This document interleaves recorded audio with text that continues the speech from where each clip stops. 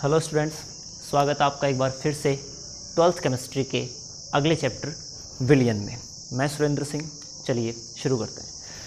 तो पहला चैप्टर ठोस अवस्था हम पढ़ चुके हैं, दूसरा चैप्टर है हमारा विलियन सॉल्यूशन।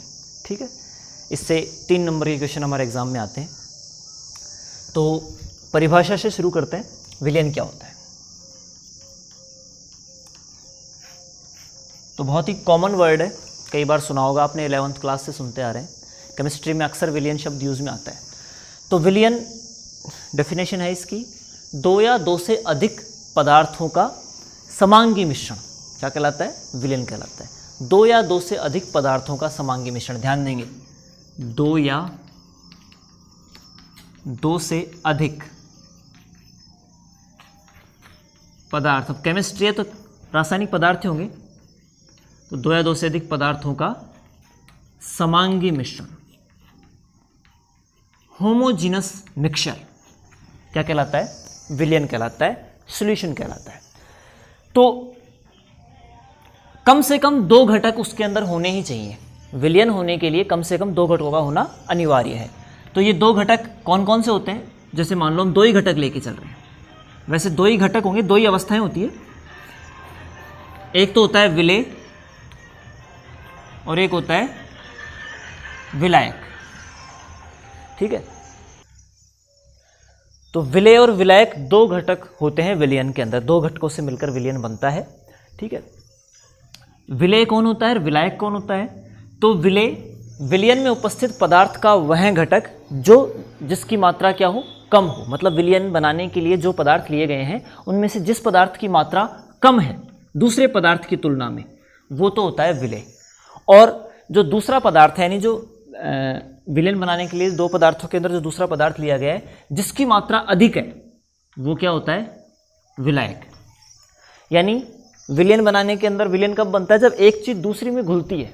ठीक है, तो जो घुल रही है वो तो है विलेय, और जो घोल रहा है, जिसमें हम किसी पदार्थ को घोल रहे हैं, वो क्या होता है? विलायक होता है। कई तरह से इसको डिफाइन करते हैं।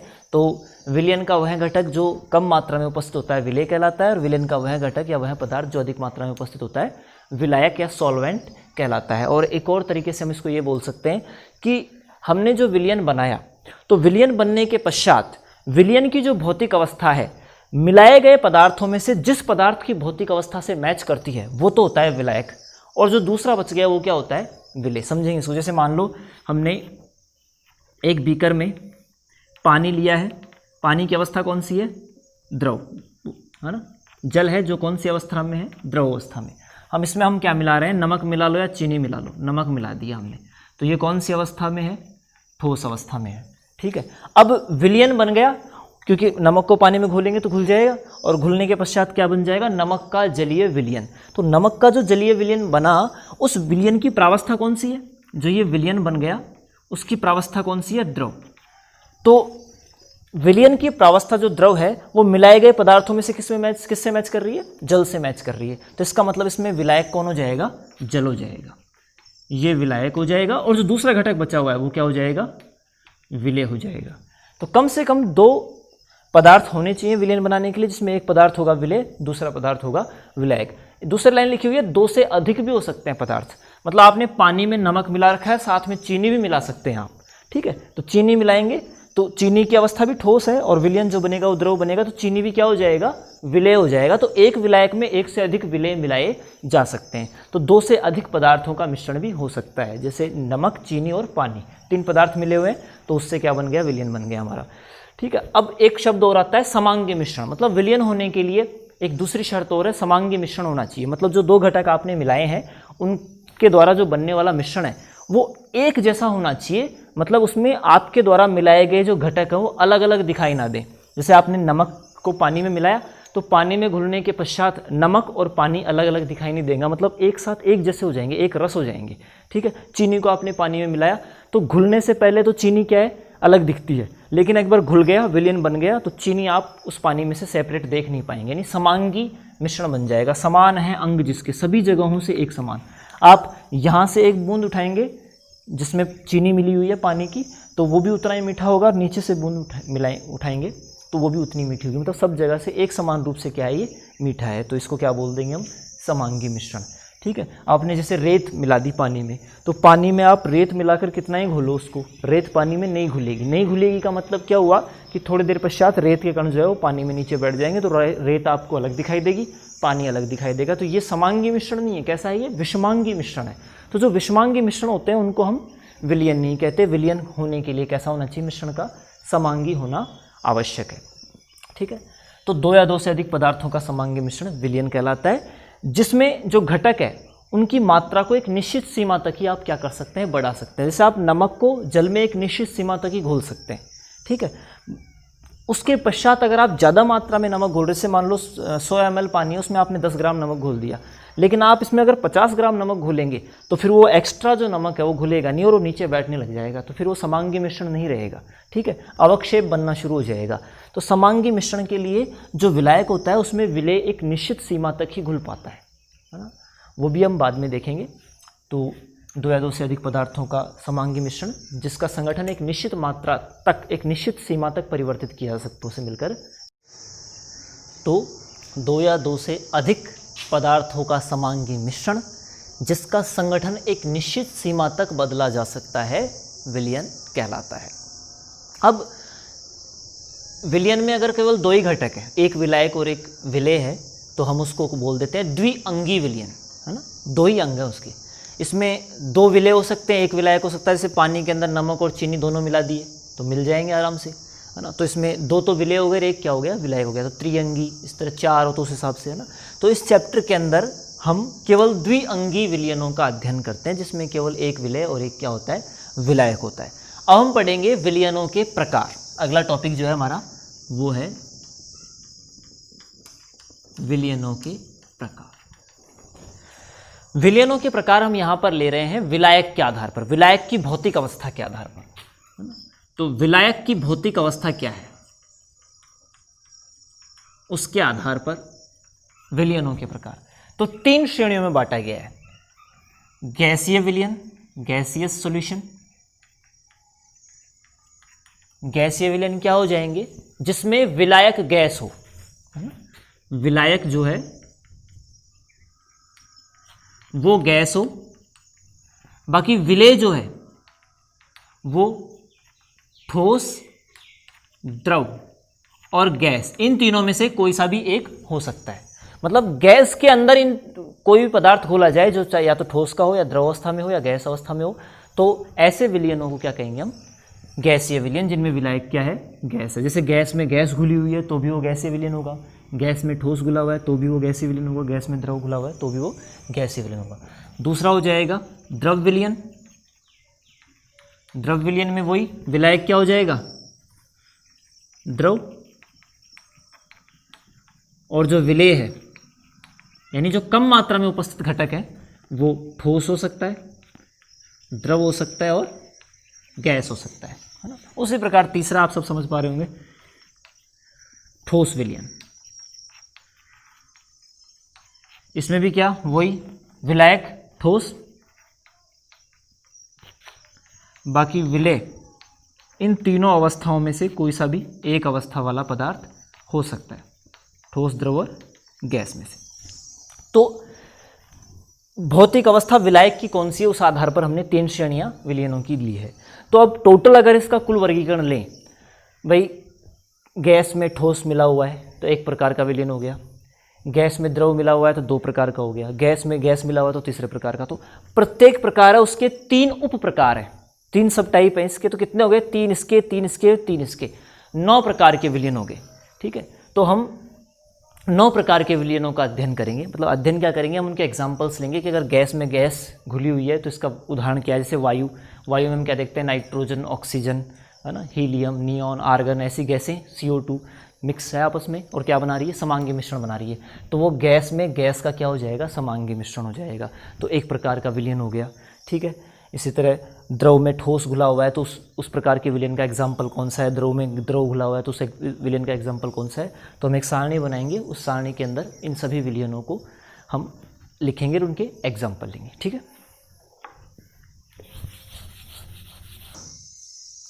तो विलेय और विलायक दोनों की भौतिक अवस्थाएं कैसी है, इस आधार पर हम विलयनों को 9 प्रकार से 9 भागों में बांटते हैं। तो कौन कौन से प्रकार हो जाएंगे, मतलब प्रत्येक प्रकार, जो 3 प्रकार के विलयन पड़े उसके प्रत्येक के 3 उप प्रकार होंगे, तो उस आधार पर 9 प्रकार के विलयन हो जाएंगे। देखो गैसीय विलयन, गैसीय विलयन का मतलब विलायक क्या होना चाहिए, गैस। अब विलेय कुछ भी हो सकता है तीनों अवस्थाओं में से, तो अगर विलायक तो गैस है ही, तो गैस में यदि आपने गैस मिलाया है, मतलब 2 गैसों का समांगी मिश्रण, ठीक है, तो 2 गैसों का समांगी मिश्रण कौन सा, गैस में गैस का विलयन हो जाएगा।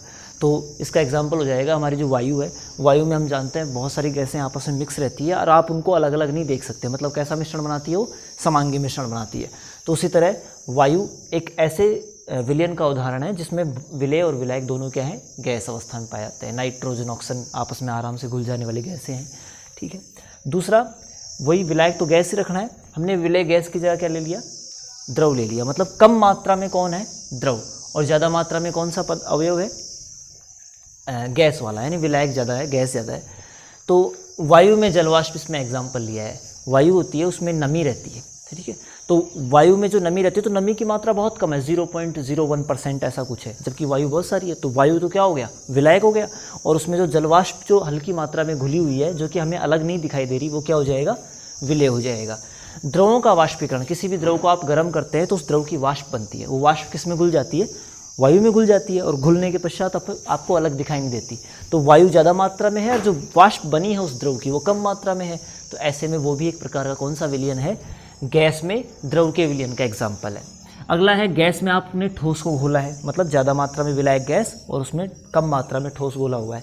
तो ठोसों का वायु में ऊर्ध्वपातन, मतलब कुछ ऊर्ध्वपातित होने। ऊर्ध्वपातन क्या होता है, ठोस को गर्म करते हैं तो ठोस अगर द्रव में ना बदले, वैसे तो क्या होता है नॉर्मली, आप किसी ठोस को गर्म करेंगे, पिछले चैप्टर में हमने देखा था, तो ठोस कौन सी अवस्था में बदल जाता है, द्रव अवस्था में, कणों के बीच में दूरी बढ़ती है, द्रव अवस्था प्राप्त हो जाती है।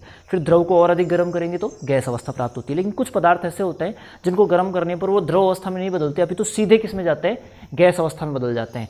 तो ऐसी घटना जिसके अंदर ठोस सीधा किस में बदलता है, गैस में बदलता है, उसको हम बोलते हैं ऊर्ध्वपातन, सब्लिमेशन।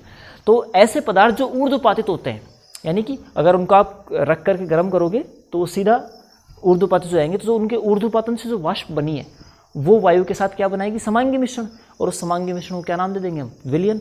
तो जो उस ठोस के कण है जो वाष्प के रूप में है, गैस के रूप में है, वो वायु में घुल करके मिश्रण बनाएंगे। तो ऐसे मिश्रण को हम कह देंगे कि आपने गैस को किस में घोल दिया, वो गैस में किसको घोल दिया, ठोस को, यानी गैस में ठोस का विलयन है।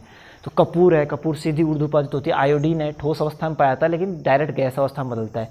अमोनियम क्लोराइड है, नौसादर, तो वो भी ऊर्ध्वपातित होता है। तो जो ऊर्ध्वपातित हो सकने वाले ठोस हैं वो वायु के साथ कैसा मिश्रण बनाते हैं, गैस में ठोस वाला मिश्रण बनाते हैं, तीसरे प्रकार का मिश्रण बनाते हैं। अब आ जाते हैं द्रव विलयन। द्रव विलयन में क्या होगा, विलायक द्रव होगा, मतलब ज़्यादा मात्रा में जो घटक है वो कौन है, द्रव, और जो कम मात्रा में घटक होगा वो इन तीनों में से कोई सा भी हो सकता है। तो इसके भी एग्जाम्पल लेंगे, मतलब प्रत्येक के 3 एग्जाम्पल। वही द्रव में द्रव घुला हुआ है, द्रव में ठोस घुला हुआ है, द्रव में गैस घुली हुई है। तो ऐसे एग्जाम्पल्स में, तो द्रव में द्रव घुला हुआ हो तो 2 ऐसे द्रव जो आपस में मिश्रित हो सकें, उनका समांगी मिश्रण द्रव में द्रव का विलयन हो जाएगा। जैसे अल्कोहल है, शराब, वो पानी में इजीली घुल जाती है, तो दोनों घुल करके एक समान मिश्रण बनाते हैं, अलग अलग दिखाई नहीं देते, तो समांगी मिश्रण हो गया, ठीक है। लेकिन आप अगर जल में तेल घोल दें, दोनों की अवस्थाएं तो द्रव है लेकिन दोनों आपस में नहीं घुलते हैं, तो हम इसको विलयन नहीं कहेंगे, ठीक है, क्योंकि वो विषमांगी होता है, उसमें दोनों घटक जो है पूरी तरह से मिश्रित होकर के एक अवस्था का निर्माण नहीं करते। इसलिए जल में तेल का मिश्रण एक समांगी मिश्रण नहीं है और इस वजह से वो क्या नहीं है, विलयन नहीं है। तो घुलनशील होने चाहिए दोनों द्रव जिनको भी आप मिला रहे हैं, जैसे जल में अल्कोहल को मिला दिया, ठीक है। और अगला द्रव में ठोस, विलायक द्रव्य होगा, अब उसमें हमने क्या मिलाया, विलय के रूप में ठोस मिलाया है। तो इसके तो एग्जाम्पल हमारे दैनिक जीवन में बहुत सारे देखने को मिलते हैं। आपने पानी में नमक मिला दिया, ठीक है, पानी में चीनी मिला दी, तो पानी तो क्या है, द्रव, और चीनी क्या है, ठोस।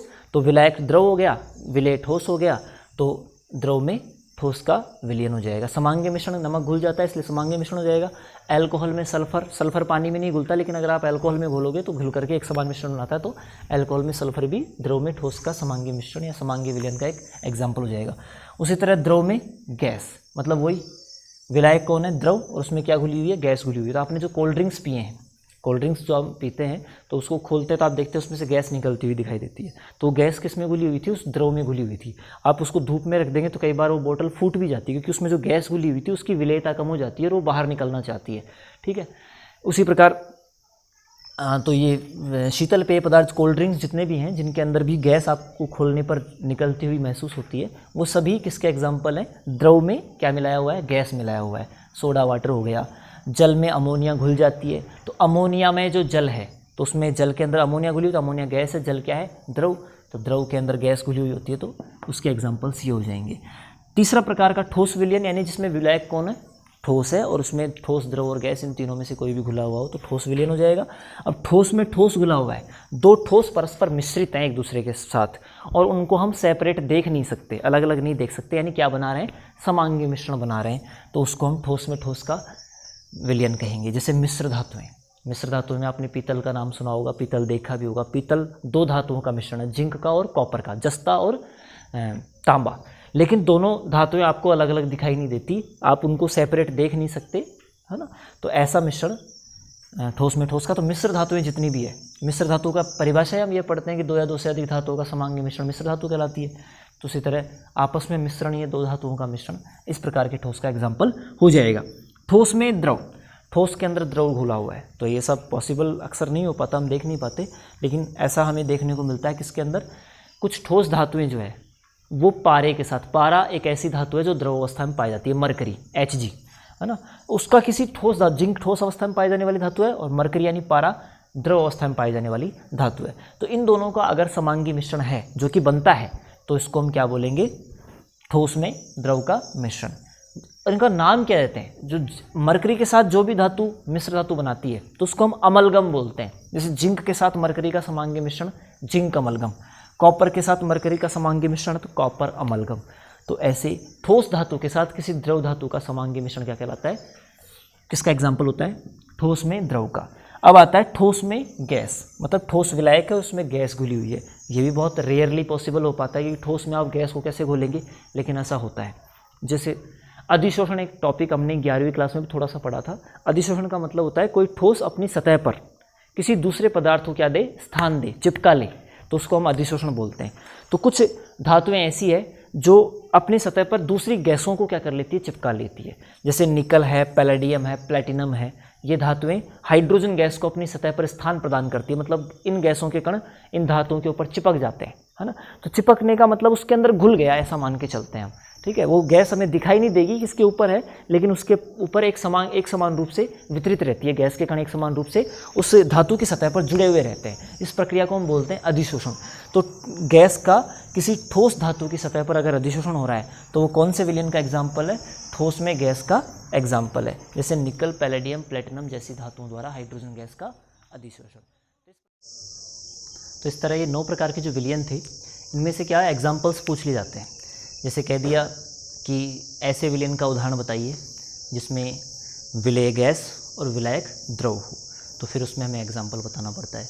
या फिर कोई एग्जाम्पल दे दिया, उसमें पूछ लिया कि कौन सा पदार्थ कौन सी अवस्था में है, तो ऐसा सिंपल सा कोई क्वेश्चन बन सकता है। बाकी ऐसा कोई खास टॉपिक नहीं है, आपके केवल समझने के लिए। अगला और जो इम्पोर्टेंट टॉपिक है वो हम पढ़ने जा रहे हैं सांद्रता की इकाइयाँ।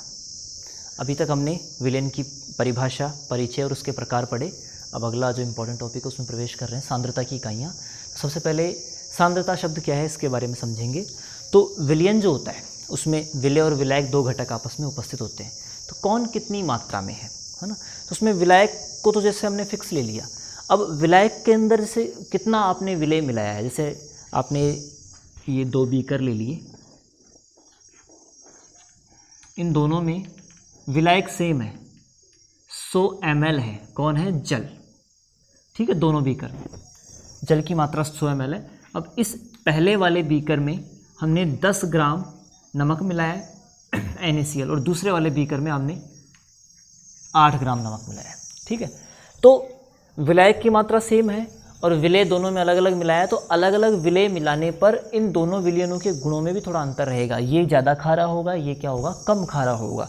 तो ये जो अंतर आया है इनके बीच में, इसको हम वैसे सामान्य शब्दों में तो बोल देंगे ये ज़्यादा खारा है, कम खारा है, लेकिन वैसे केमिस्ट्री की भाषा में इसको कैसे रिप्रेजेंट करें, तो इसको सांद्रता के रूप में बोलते हैं। हम कहते हैं ये विलयन अधिक सांद्र है और ये विलयन क्या है? कम सांद्र है। इसका उल्टा भी होता है, जिसकी सांद्रता कम होती है उसको हम तनु बोल देते हैं। तो ये तनु है इसकी तुलना में, तो तनु शब्द से काम नहीं है, अभी हमें सांद्रता से काम है। तो ये इस विलयन की सांद्रता इस विलयन से ज़्यादा है, बी वाले विलयन से ए वाले विलयन की सांद्रता ज़्यादा है। तो ए वाले विलयन की सांद्रता ज़्यादा, तो जो सांद्रता शब्द जो हमने पढ़ा उसका अध्ययन हम करेंगे। यानी सांद्रता का मतलब क्या हुआ, विलायक की निश्चित मात्रा में उपस्थित विलेय की मात्रा।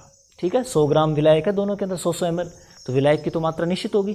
अब इसमें विलेय कितना मिला हुआ है, तो उसकी मात्रा को रिप्रेजेंट करने के लिए जो इकाई या भौतिक राशि यूज में ली जा रही है उसको क्या बोलेंगे, सांद्रता। तो सांद्रता की कौन कौन सी इकाइयाँ हमारी बुक में, या हम कितने तरीके से सांद्रता को रिप्रेजेंट कर सकते हैं, वो हम यहाँ पर देखेंगे। भाई जो विलायक है, सॉरी विलायक में जो विलेय घुला हुआ है उसको आप कितनी यूनिट्स में डिफाइन कर सकते हैं। तो सबसे पहली यूनिट जो वो हम लेंगे वो है द्रव्यमान प्रतिशत, या इसको द्रव्यमान प्रतिशत भी बोल देते हैं, और वैसे है इसका वेट बाय वेट परसेंट। इसको इंग्लिश में या शॉर्ट में रिप्रेजेंट करने का तरीका है W/W percent, weight by weight percent, और हिंदी में इसको द्रव्यमान प्रतिशतता या द्रव्यमान प्रतिशत कहते हैं। तो प्रतिशत का मतलब क्या होता है, प्रतिशत का मतलब ही होता है 100 में हिस्सा, है ना। कि भाई कोई बिजनेस शुरू हो रहा है, दो लोग, एक 200 रुपये लगा कर रहा है, एक 300 रुपये लगा कर रहा है, तो जो प्रॉफिट होगा उसमें हिस्सा भी उसी हिसाब से बटेगा जिस हिसाब से उन्होंने पैसा लगाया है। मतलब इस व्यक्ति का तो इस बिज़नेस में 30% हिस्सा है, इसका इसमें 90% हिस्सा है, इसका इसमें 60% हिस्सा है। तो ये परसेंटेज का मतलब क्या होता है, 100 में हिस्सा। ठीक है, तो द्रव्यमान प्रतिशत का मतलब अगर हम 100 लेके चलें टोटल मात्रा, उस टोटल मात्रा 100 के अंदर विलेय कितना है, विलेय का परसेंटेज कितना है द्रव्यमान के रूप में, जिसको हम बोलेंगे द्रव्यमान प्रतिशत। तो क्या परिभाषा हो जाएगी, फिक्स है कि 100 में निकालना है, तो 100 ग्राम, क्योंकि द्रव्यमान के रूप में प्रतिशत निकालना है तो द्रव्यमान की यूनिट लेके चलनी है। 100 किसका, द्रव्यमान का, तो 100 ग्राम किसमें, विलियन में, टोटल जो है वो लेंगे।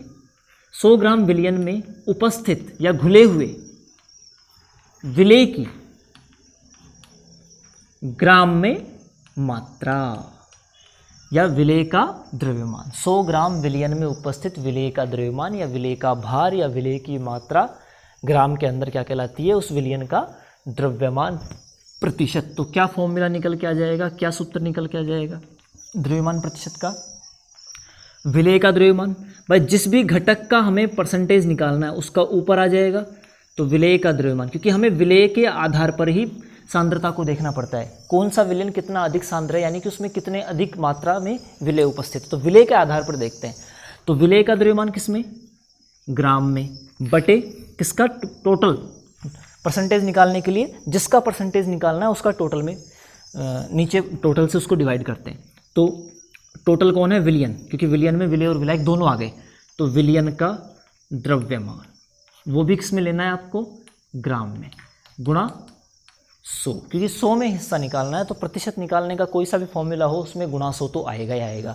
तो विलेय का द्रव्यमान ग्राम में बटे विलियन का द्रव्यमान क्या कहलाएगा, विलेन का द्रव्यमान गुणा 100 क्या कहलाएगा, वेट बाय परसेंट का फॉर्मूला कहलाएगा। अब विलियन का जो द्रव्यमान होता है वो कैसे निकल के आएगा, बाय द वे विलियन का द्रव्यमान नहीं दिया हुआ है आपके पास, विलेय का और विलायक का दे रखा है। तो सिंपल सी चीज़ है, विलियन किससे मिलकर बना होता है, विलेय और विलायक से। तो अगर आपको विलेय का द्रव्यमान दे रखा है तो विलेय का द्रव्यमान प्लस विलायक का द्रव्यमान, इन दोनों का योग किसका द्रव्यमान हो जाएगा, विलेयन का द्रव्यमान हो जाएगा। विलायक के द्रव्यमान को तो हम रिप्रेजेंट करेंगे WA से, है ना, जो पहला वाला घटक है ज़्यादा मात्रा में उसको आपने A से रिप्रेजेंट किया, यानी A का मतलब यहाँ पर क्या है, विलायक। ठीक है ना, शायद देख नहीं रहा होगा। तो A का मतलब हो जाएगा आपका विलायक, और B क्या हो जाएगा आपका विलेय। तो विलायक का द्रव्यमान हमने ले लिया WA, विलेय का द्रव्यमान ले लिया हमने WB। ठीक है, तो फॉर्मूला और शॉर्ट तरीके से क्या बन के आ जाएगा, वेट बाय वेट परसेंट का WB बटे WA प्लस WB लिख सकते हैं, है ना, गुणा 100।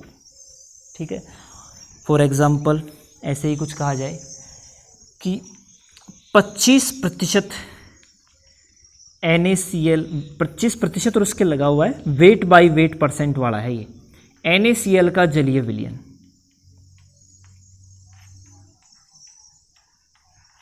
ऐसी लाइन लिखी हुई है तो इसका अर्थ क्या हो जाएगा, 25% ब्रैकेट में लिखा है W/W NaCl का जलीय विलयन, यानी कि क्या मतलब हुआ इसमें, 25% का मतलब है 25 ग्राम जो है NaCl का द्रव्यमान के रूप में 100 ग्राम किस में घुला हुआ है, 100 ग्राम वो जल में घुल करके क्या बना रहा है, 100 ग्राम विलयन बना रहा है।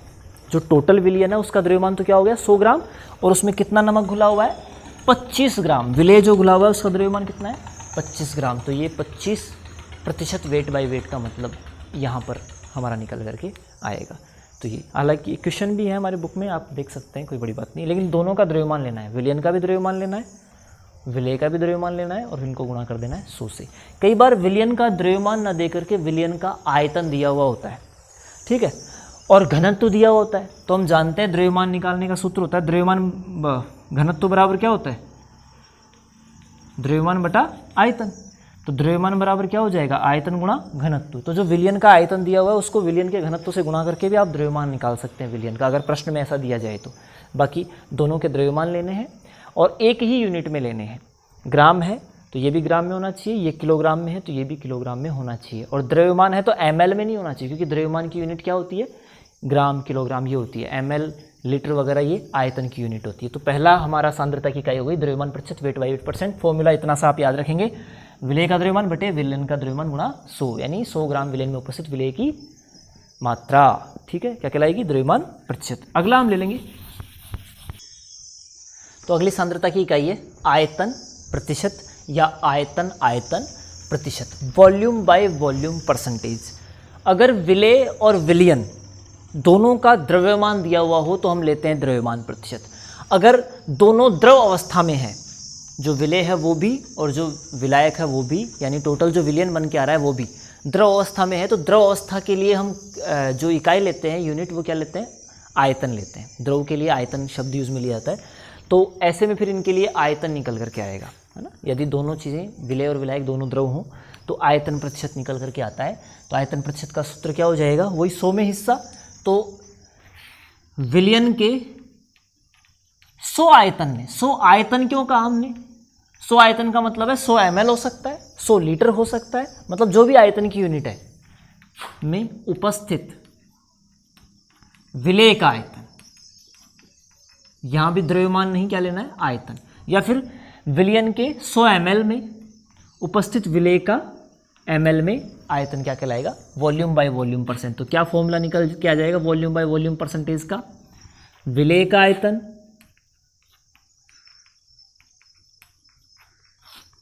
क्या लिख सकते हैं आप इसको, VB, विलय को B से रिप्रेजेंट करते हैं, है ना।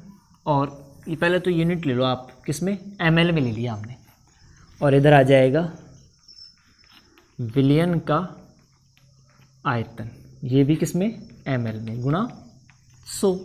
विलय को आप प्रेजेंट करते हैं B से, और विलयन क्या होता है, विलय और विलायक दोनों का योग, तो आप विलायक का आयतन प्लस विलय का आयतन का योग ले सकते हैं, गुणा 100। ये हो जाएगा वॉल्यूम बाय वॉल्यूम परसेंटेज। जैसे आपको कह दिया गया 20% ब्रैकेट में लिखा गया है वॉल्यूम बाय वॉल्यूम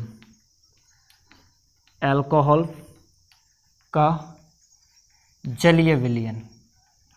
तो क्या मतलब हुआ, 20% वॉल्यूम बाय वॉल्यूम अल्कोहल के जलीय विलयन का, कि 100 ml टोटल विलयन है, जल और अल्कोहल से मिलकर के जो बना हुआ है। अल्कोहल का जलीय विलयन मतलब इसमें विलय तो है अल्कोहल और विलायक कौन है, जल। तो अल्कोहल का जो जलीय विलयन है कितना ml, 100 ml, उसमें 20 ml कौन है, अल्कोहल घुला हुआ है। मतलब आप विलय की मात्रा आयतन के रूप में कितनी है, 20 ml है। वेट बाय वेट दिया हुआ है, वॉल्यूम बाय वॉल्यूम दिया हुआ है, इसका मतलब ml में है, ये आयतन के रूप में है। तो इस प्रकार से ये क्या हो जाएगा, आयतन प्रतिशत। द्रव्यमान प्रतिशत के जैसा, ये बस द्रव्यमान के स्थान पर क्या लेना है, आयतन लेना है। तो अगला है द्रव्यमान आयतन प्रतिशत। इसमें क्या होगा, विलय का तो दिया जाएगा आपको द्रव्यमान, और टोटल जो विलयन है उसका क्या दिया जाएगा, आयतन, है ना भाई। 1 लीटर पानी में 10 ग्राम नमक घुला हुआ है, तो 1 लीटर पानी मतलब विलयन का तो क्या दे दिया गया, आयतन, जो पानी बना हुआ 1 लीटर, और उसमें जो विलय घुला हुआ है, नमक जो घुला हुआ है, उसका क्या दे दिया, द्रव्यमान ग्राम के अंदर। तो विलेय का द्रव्यमान दिया गया हो और विलयन का हो आयतन, यानी जो विलयन बन रहा है वो द्रव अवस्था में है और उसका दिया हुआ आयतन, और विलेय जो आपने मिलाया वो ठोस है और उसका दिया हुआ है द्रव्यमान। तो ऐसे में जो सांद्रता की इकाई यूज में ली जाती है वो है द्रव्यमान आयतन प्रतिशत, वेट बाय वॉल्यूम परसेंट। ठीक है, तो क्या हो जाएगा इसका फॉर्मूला, वही 100 आयतन या 100 ml विलयन में, विलयन में लेना है, उपस्थित या घुले हुए विलेय की ग्राम में मात्रा, ग्राम में द्रव्यमान या ग्राम में मात्रा। परिभाषाएं आपको नोट्स में मिल ही रही है। ठीक है, ये तो बस एक समझाने के लिए है। तो क्या हो जाएगा, weight by volume percentage equal to विलेय का द्रव्यमान, है ना, किसमें, ग्राम में हो सकता है। ठीक है, मतलब यूनिट किसकी होनी चाहिए, द्रव्यमान की होनी चाहिए, बटे विलयन का आयतन।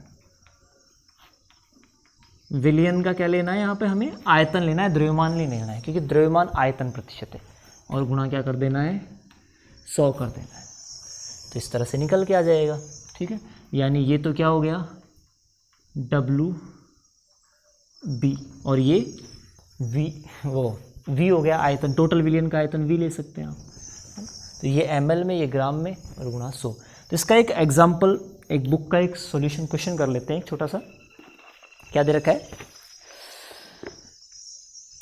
2% wait by volume, 2% wait by volume NaCl के 500 ml जलीय विलयन बनाने के लिए कितने ग्राम NaCl की आवश्यकता होगी, बनाने के लिए कितने ग्राम NaCl की आवश्यकता होगी। ठीक है, यानी क्या बताना है, कितने ग्राम NaCl की आवश्यकता होगी, आपको नमक का जल के साथ विलयन बनाना है, और जो विलयन बन के आएगा ना उसका आयतन कितना होना चाहिए, 500 ml होना चाहिए, और उसका जो द्रव्यमान आयतन प्रतिशत है वो है 2%। तो उसको बनाने के लिए हमें कितना द्रव्यमान चाहिए होगा, किसका, नमक का, यानी नमक का द्रव्यमान मतलब किसका द्रव्यमान पूछा है, WA, विलेय का द्रव्यमान पूछा है। कभी भी सवाल करना हो तो पहले जो गिवन है वो लिखो और जो पूछा है वो लिखो। तो WA हमें निकालना है, और विलयन का जो टोटल आयतन दे रखा है वो दे रखा है 500 ml, और वेट बाय वॉल्यूम परसेंटेज दे रखा है आपका कितना, 2%, यानी 2 दे रखा है। ठीक है, तो बस फॉर्मूला जो है ये, वेट बाय वॉल्यूम परसेंट दे रखा है 2 बराबर विलेय का द्रव्यमान यानी NaCl का द्रव्यमान, NaCl की ग्राम में मात्रा जो कि हमें निकालनी है, यानी WA तो हमें निकालना है, बटे विलयन का आयतन कितना, 500 ml, है ना, गुणा क्या कर देंगे, 100 कर देंगे, 2 0 से 2 0 कट गई, 5 दूनी 10, यानी WA बराबर क्या आ गया, 10 ग्राम, क्योंकि WA की यूनिट क्या आएगी, ग्राम। तो 10 ग्राम नमक को अगर आप घोल करके 500 ml विलयन बनाते हैं तो उसका द्रव्यमान आयतन प्रतिशत 2% हो जाएगा, और पहले से अगर द्रव्यमान आयतन परसेंटेज दे रखा है, कुछ भी पूछा है दोनों में से, तो वो आप आराम से बता सकते हैं। तो इस तरह से ये सांद्रता की तीसरी इकाई होगी द्रव्यमान आयतन प्रतिशत, और उससे रिलेटेड एक क्वेश्चन हो गया। अगला टॉपिक हमारा मोलरता, सांद्रता की अगली इकाई है मोलरता। वैसे ये हमारी बुक में नहीं है, केवल 3 ही इकाइयाँ दे रखी, लेकिन काम में जो ये 2 पढ़ेंगे ना, मोलरता और मोललता, ये 2 और पढ़ेंगे, और ये दोनों ही काम आएगी, ये तीनों नहीं आएगी काम में आगे चैप्टर में आगे। तो इसलिए हमें जो काम में आने वाला चीज़ें, चाहे वो किताब में हो या ना हो, हमें उसको पढ़ना है। तो अगला टॉपिक है मोलैरिटी। आप 11वीं में भी इसको पढ़ चुके हैं और वापस से यहाँ पर पढ़ना है। तो ये सांद्रता की वो इकाई है जिसमें मोल शब्द का यूज़ होता है, यानी कि हमें वही विलयन के अंदर किसकी मात्रा बतानी है, विलेय की। तो विलेय की मात्रा को अगर आप मोल के रूप में रिप्रेजेंट कर रहे हो तो जो यूनिट यूज़ में आती है, जो मोस्ट यूजफुल यूनिट है मोलरता, वो काम में आती है, सबसे ज़्यादा इसका यूज़ होता है। तो क्या परिभाषा होती है आपकी, जो आप पढ़ चुके हैं 11वीं क्लास में, कि 1 लीटर विलयन में उपस्थित विलेय की मोलों की संख्या। 1 लीटर विलयन में उपस्थित, तो विलयन का तो आयतन कितना लेना है, विलयन का तो लेना है आयतन आपको, और वो भी कितना, 1 लीटर, यानी प्रति लीटर में निकल करके आता है ये। 1 लीटर विलयन में उपस्थित विलेय का क्या लेना है आपको, यहाँ पर मोल, विलेय के मोल की संख्या। मोल को N से रिप्रेजेंट करते हैं, आयतन को V से रिप्रेजेंट करते हैं। मोल की संख्या क्या कहलाती है, मोलरता कहलाती है। तो 100 में उपस्थित के लिए क्या करते थे, 100 से गुणा करते थे। यहाँ पर 1 में पूछा है तो 1 में जब भी पूछा आता है ना उसमें फिर 100 से गुणा नहीं करते, 1 से गुणा करते हैं।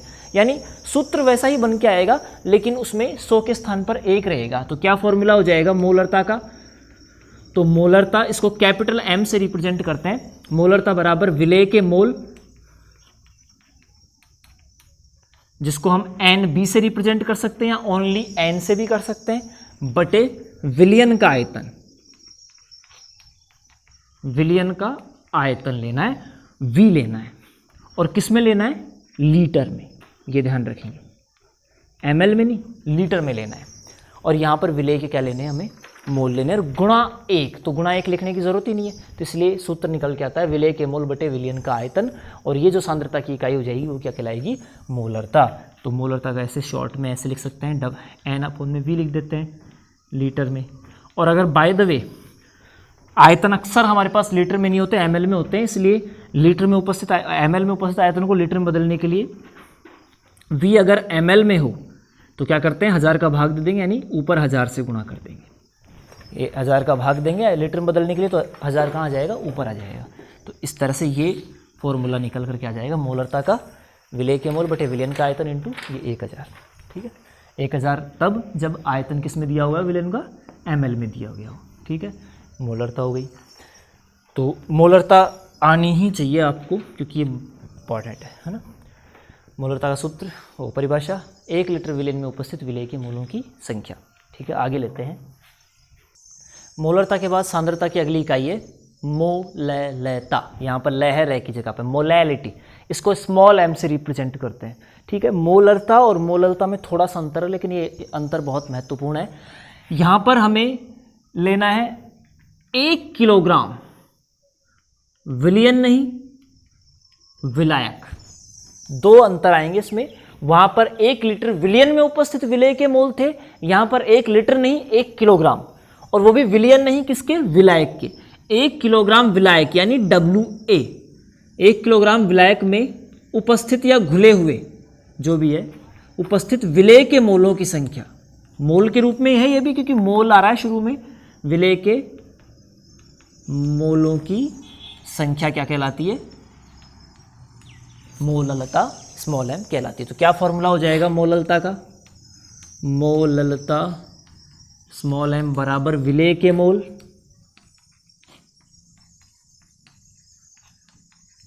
वही NB ले सकते हैं आप, बटे विलायक का द्रव्यमान।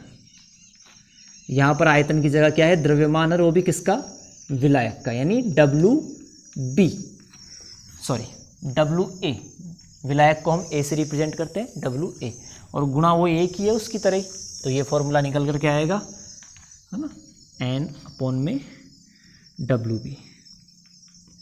ठीक है, और WA, ये अगर किलोग्राम, ये किलोग्राम में लेना है, किलोग्राम में है तब तो कोई दिक्कत नहीं। अगर ग्राम में है तो वही उसी की तरह क्या कर देंगे, 1000 से गुणा कर देंगे इधर, और ये हो जाएगा। कई बार हमें मोल नहीं दिए जाते विलेय के, क्या दिया जाता है, अक्सर विलेय का द्रव्यमान दिया जाता है ग्राम में। मोलरता के अंदर भी इसका यूज़ है। तो कई बार विलेय के मोल नहीं आते, तो मोल बराबर क्या होता है, द्रव्यमान बटे मोलर द्रव्यमान, है ना। तो विलेय के लिए लेना है हमें NB, तो विलेय का द्रव्यमान बटे विलेय का मोलर द्रव्यमान ये होता है, चूंकि मोल बराबर। तो आप मोल की जगह पर ये फॉर्मूला, ये वाला जो मोल की वैल्यू है वो रिप्लेस कर देंगे। तो ऐसे में मोलैरिटी का फॉर्मूला और क्या आ जाएगा, WB बटे WA, WB और ये MB है ना, या फिर WB बटे MB और इंटू क्या आ जाएगा यहाँ पर WA, और चूंकि अक्सर ग्राम में होता है तो 1000 से और गुणा कर देंगे। तो पॉपुलर फॉर्मूला है जो बन के क्या आएगा, WB बटे MB, और ये WA आ जाएगा। WA किस में लेना है, किलोग्राम में, और गुणा किलोग्राम में लेना है, किलोग्राम में नहीं है तो गुणा 1000 कर देंगे। ठीक है, तो सांद्रता की इकाइयाँ हमारी कंप्लीट होती है। ये हमने 5 इकाइयाँ हमने पढ़ ली। द्रव्यमान प्रतिशत, आयतन प्रतिशत, द्रव्यमान आयतन प्रतिशत, जो कि जहाँ पर पढ़े हैं वहीं पर काम आएंगे, इतने से बस। और जो अगला पढ़ा हमने मोलरता और मोललता, ये दोनों हमारे इस चैप्टर के अंदर बहुत ज़्यादा यूज़फुल है। तो सांद्रता की इकाइयों वाला टॉपिक हमारा कंप्लीट होता है। इसके बाद अगली क्लास में हम पढ़ेंगे विलेयता वाला टॉपिक। ठीक है, थैंक यू।